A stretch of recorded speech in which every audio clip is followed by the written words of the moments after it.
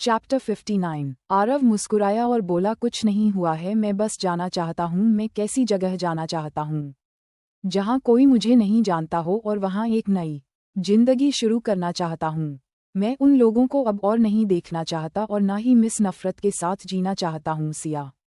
पर सच में मैं तुमसे मिलकर बहुत खुश हूँ। इस पर सिया ने अपनी आंखें सिकोड़ ली और कहा, आरव तुमने क्या सुना है?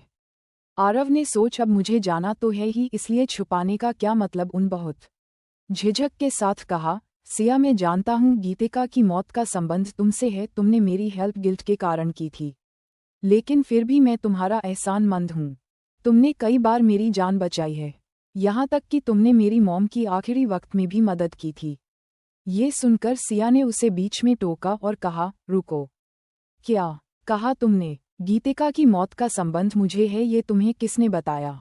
वो आरव मैंने कुछ भी नहीं छुपाया और जेल में किसी से हुई अपनी मुलाकात के बारे में बताया। सिया को आखिरकार समझ में आ गया कि कल अब अजीब व्यवहार क्यों कर रहा था। इस समय वह समझ नहीं पा रही थी कि उसे इस बात पर राहत महसूस करनी चाहिए या उसको प्रेज करना चाहिए या उसकी नादानी पर उसे एक थप्पड़ मारना चाहिए। उसने तुमसे कहा और तुमने उसे आदमी पर विश्वास कर लिया। सिया के पास कहने को शब्द नहीं थे, वह बस इतना ही कह पाई थी। इस पर आरव ने अपने होंठ भींच लिए और कुछ नहीं कहा। उसके हाव भाव से पता चल रहा था कि उसे व्यक्ति की बातों पर पूरा विश्वास हो गया था। सिया को एहसास हुआ कि उसी ने आरव की बहन की मौत का कारण उससे छुपाया था। बहुत सोचने की बात उसने कहा, आरव मेरी बात सुनो, गीतिका की मौत से मेरा कोई लेना देना नहीं है। मुझे तो कुछ समय पहले ही पता चला था कि वह मर चुकी है। यदि वह वीडियो ना होता तो शायद उसे भी गीतिका की मौत का पता नहीं चलता। ये सुनकर आरव की चेहरे के भाव बदल गए। क्या सिया, क्या तुम सच कह रही हो? जिस पर सिया ने कहा, इस समय मेरे पास तुमसे झूठ बोलने का कोई कारण नहीं है आरव। तुम्हें अजनबियों की बात पर इतना भरोसा नहीं करना चाहिए। सिया जानती थी जिसने भी यह किया है उसने ऐसा क्यों किया होगा। वह उसके और आरव के बीच दरार डालना चाहती थे। वो कहीं न कहीं समझ गई थी ये मैटर जरूर शौर्य से जुड़ा है, क्योंकि उसे ही लोगों की दिमाग से खेलने का शौक है। तो फिर बताओ, मेरी बहुत बहन की मौत कैसे हुई? मुझसे अब ये बात मत छुपाओ प्लीज सिया। आरव ने इसके सामने घुटनों के बल बैठते हुए कहा। आरव सच में अपनी बहन की मौत का कारण जानना चाहता था। इस बात की राहत थी कि उसने जल्दबाजी में अगर कोई गलत काम नहीं किया, वरना उसे इसका जीवन भर पछतावा होता। सिया हिचकी जा रही थी, तब तक वहां राघव भी अपना कॉल खत्म करके वापस आ चुका था और बोला, सिया अब तुम्हें उसे सच बता देना चाहिए। राघव के मन में एक अजीब सा डर था कि अगर आरव ने एवज में आकर पिछली रात सिया पर हमला कर दिया होता तो क्या होता। ये सोचकर ही उसकी बॉडी कंप रही थी। अब की सच्चाई जानने की इच्छा को देखकर सिया जिसकी, लेकिन अंत में उसने कहा, उसे टॉर्चर करके मर डाला गया। आरव का दिमाग ये सुनकर घूम गया। टॉर्चर करके मर डाला? किसने किया ये सब सिया? किसने? सिया ने आरव की ओर देखा और कहा, मैं तुम्हें यह नहीं बता सकती और इसकी जांच करने की कोशिश मत करो। तुम कुछ भी पता नहीं कर पाओगे। गीतिका ने जेल से बाहर निकालने के लिए एक सौदा किया था, उसे पैसे चाहिए थी और वह इतना ही बोल पाई थी कि आरव ने चीखते हुए अपने दोनों कानों पर हाथ रख लिया और कहा, नहीं। आरव टूट गया और उसने अचानक खुद को जोर से थप्पड़ मारा। मेरी बहन मेरी वजह से मर गई। यह मैं ही था, मैं ही उसकी मौत का कारण बना। माँ बीमार हो गई थी, मुझे पढ़ाई करनी थी, माँ की देखभाल करनी थी और काम करना था। मैं इसे और बर्दाश्त नहीं कर पाया था, इसलिए मैं उसे देखने चला गया। मैं अपनी सारी परेशानियों के लिए उसे दोषी ठहरा रहा था और अपनी दर्द में चिल्लाते हुए कहा। सिया हैरान थी, उसे ये सब बातें पता नहीं थी। वो जानती थी कि गीतिका उन दिनों बहुत परेशान थी। उसने ये भी पूछा था कैसे बहुत सारा पैसा कमाया जाए और कैसे यहाँ से बाहर निकल जाए। सिया ने पूछा कि क्या हुआ है, पर उसे कुछ नहीं बताया। उसके बाद सिया को वह फिर कभी नहीं मिली। तो इस वजह से था सिया को गहरा दुख हुआ। उसे समझ में नहीं आ रहा था कि वह क्या कहें। आरव के कुछ देर होने के बाद सिया उसके पास आई और बोली, आरव गीतिका तुम्हें इस तरह नहीं देखना चाहेगी, इसलिए दोस्त अपने ऊपर मत लो। सिया के शब्दों का आरव पर कोई असर नहीं पड़ा। उस दिन के बाद आरव की हालत और खराब हो गई। यहाँ तक कि उसने कई बार खुद को नुकसान पहुंचाने तक की कोशिश की। जब सिया को ये पता चला तो उसको बहुत दुख हुआ। उसने आरव के चेहरे पर जोरदार तमाचा मारा और गुस्से से चिल्लाई, इससे क्या फ़ायदा होता सिवाय उन लोगों को छोड़ पहुंचने की जो आपकी परवाह करते हैं। तुम्हारे दुश्मन खुश हो जाएंगे। तुम जाना चाहते हो ना कि तुम्हारी बहन कैसे मरी? ठीक है, मैं तुम्हें बताती हूँ। उसे एक जानवर ने मौत के घाट उतार दिया, ठीक वैसे ही जैसे उन लोगों ने तुम्हें टॉर्चर किया था, बस उसके कुछ ज्यादा किया। तुम मरना चाहते हो ना? कभी सोचा है अगर तुम मर गए तो उसके लिए इंसाफ कौन मांगेगा? इससे पहले उसने अब को नफरत के गड्ढे में गिरने और जान गंवाने से बचने के लिए सब छुपाया था, पर अब वह इस तरह की हरकत और बर्दाश्त नहीं कर सकती। आरव जो कुछ कहा था उसके बाद वह जीने की इच्छा लगभग खो चुका था, इसलिए सिया ने कड़वाहट का घूंट पीते हुए उसे सच बताया। ये सुनकर आरव ने सिया की ओर ऐसे देखा जैसे वह गहरी नींद से जाग रहा हो। तुम्हें पता है कि वह कौन है ना? मुझे बताओ सिया, प्लीज मुझे बताओ। तो उसे मारना चाहता हूँ, मुझे उसे मारना है। आरव बहुत इमोशनल हो गया। उसकी इस दर्द को केवल वह लोग समझ सकते थे जिन्होंने इस सहा हो। वह कल्पना भी नहीं कर सकता था कि गीतिका ने भी वही सब सह है जो उसने सहा है। उसने नहीं सोचा कि उसकी जिंदगी में भी यही परेशानियां हैं। सिया ने उसे देखा, इस हालत में तुम क्या कर पाओगे? विहान तक पहुंचने से पहले वो तुम्हें अपने रास्ते से हटा देगा। आरव ये सुनकर शौक रहे क्या जैसे उसे कोई झटका लगा हो। उसे शांत होते देख सिया ने उसे बताया और कहा, बदला लेना चाहते हो?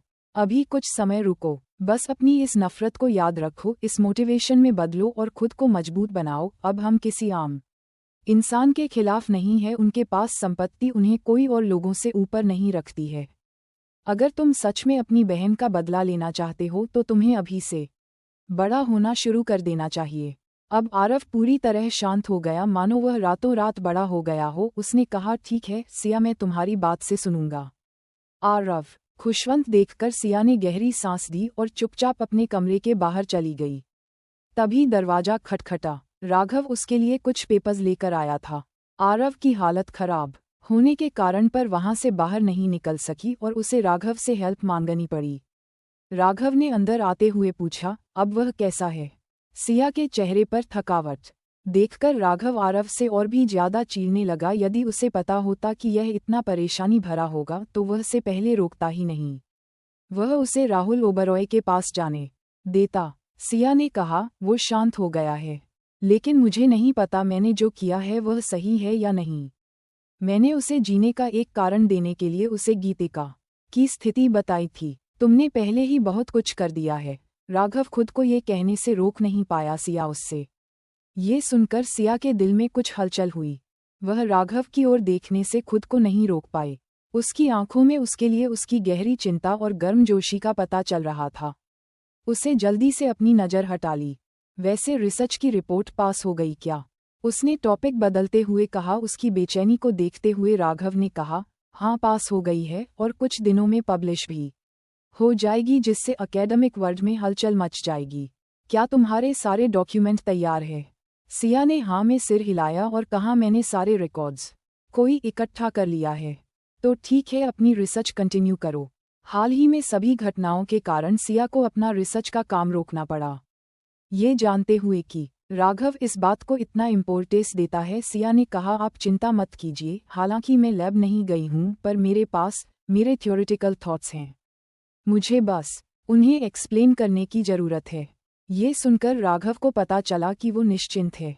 मैं उसे लैब को देखने जा रहा हूँ, इसके बारे में मैंने तुम्हें बताया था, राघव ने सुझाव दिया और सिया ने झिझकते हुए कहा, अभी नहीं, मैं अभी उसी लैब में काम करना चाहती हूँ। ये सुनकर राघव के हवा थोड़े बदल गए। उसने सिया से कहा, वह ले सिंह परिवार से जुड़ा हुआ है। जिस पर सिया ने कहा, मुझे अभी वहाँ की करीब जाने की ज़रूरत है। इसके साथ ही उसने शौर्य के साथ लैब को 3 महीने के लिए यूज़ करने की बात की थी। फिर उसकी कीमत बढ़ जाएगी। 3 महीने लगभग पूरे हो चुके थे, पर इस बार वह से नहीं बल्कि सीधे विहान से कांटेक्ट करेगी। क्लब में उसे आखिरी मुलाकात के बाद से उसने विहान को समय की कमी और उसे हमेशा चौकन्ना रहने के कारण नहीं देखा था। उसने कहा, अब समय सही लग रहा है। यह देखकर कि उसके पास एक योजना है, राघव ने कुछ और नहीं कहा। हालांकि मैं अंदर से बेचैनी महसूस कर रहा था। हालांकि बहन से निपटने के लिए राघव को सिर्फ 1 मिनट लगता, फिर भी सिया अपनी लड़ाई खुद लड़ना चाहती थी। अपने गहरे विचारों को दबाते हुए राघव ने कहा, जब भी तुम्हें खतरा महसूस हो मुझे फ़ोन कर देना। तुम्हारी सिक्योरिटी से ज़्यादा इम्पॉर्टेंट कुछ भी नहीं है। ठीक है, राघव के शब्दों से सिया को और भी ज़्यादा भरोसा हुआ।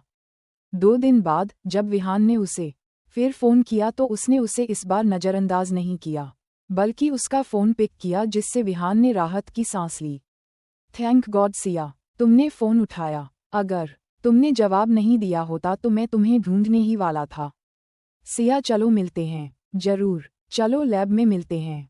मैं तो वैसे भी वहाँ ही जाने वाली थी, सिया ने कहा। जब सिया लैब में पहुंची तो विहान पहले से ही वहाँ मौजूद था। उसने अच्छे कपड़े पहने हुए थे और गुलाब का बुके हाथ में पड़ा हुआ था। विहान को बाहर देखकर सिया ने पूछा, तो मंदिर क्यों नहीं जा रहे हो? जिस पर बहा ने कहा, मैं गुलाब को लैब के अंदर नहीं लेकर जा सकता, लेकिन मैं चाहता हूँ तुम इन्हें एक्सेप्ट करो। विहान ने उसे अपना रोमांटिक अंदाज दिखाया और रोजेस सोते हुए उस रिक्वेस्ट की, अब मुझ पर और गुस्सा मत करना, ठीक है?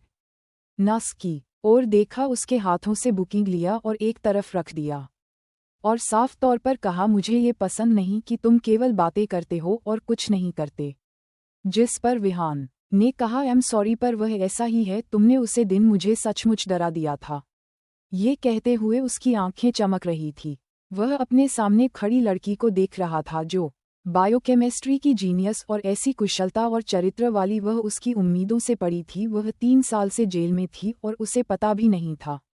उसे शौर्य पर बहुत गुस्सा आ रहा था। उसे लगता था कि शौर्य ने उससे जानबूझकर इसे छुपाया था। वही रेहान की आंखों की चमक देखकर सिया को समझ आ गया था कि उसने अपनी आधी मंजिल पर कर ली है। स्मोकी का फायदा उठाते हुए उसने कहा, ठीक है, मुझे तुम्हारी हेल्प चाहिए। अब क्या करेगी सिया, जानने के लिए सुनते रहिए मेरी कहानी का अगला एपिसोड और कमेंट करके बताइए मेरी स्टोरी आप लोगों को कैसी लगी। लाइक कीजिए, शेयर कीजिए, कमेंट कीजिए और सब्सक्राइब करना ना भूलिए।